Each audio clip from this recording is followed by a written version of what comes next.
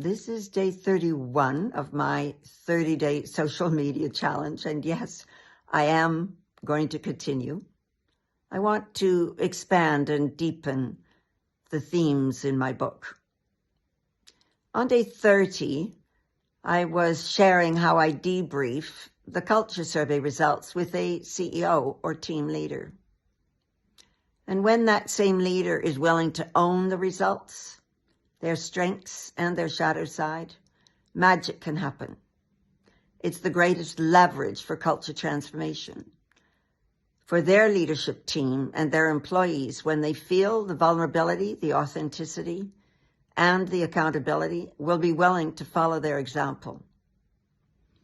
However, sometimes it's more difficult for a CEO or team leader to own the shadow side that's showing up. And that may be because of frozen trauma in their system from childhood or their ancestral line. An example that's shown up in several case studies recently is when participants have chosen the words conflict avoidance to describe the current culture. Now, we may think that conflict avoidance in a team is not a bad idea if we want a happy team. Patrick Lencioni and research has shown that's not usually the case. Patrick Lencioni's book, The 5 Dysfunctions of a Team, points out that conflict avoidance is a sign of distrust, that we cannot have those real conversations.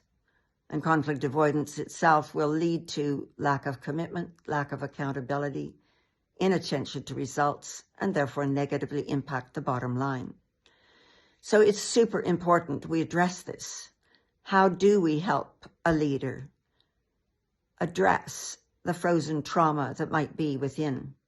I've been taking courses lately with Thomas Hubel, and that's why I was in Germany, to address how do we look at collective healing, collective and ancestral trauma. Thomas suggests it starts with inviting the leader to soften and expand the space where that trauma might be held in their body.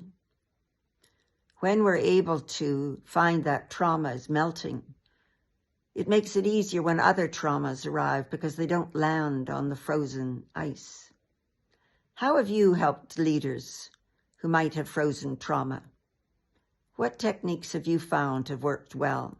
Or maybe even what case studies have you seen show up? I'd be curious.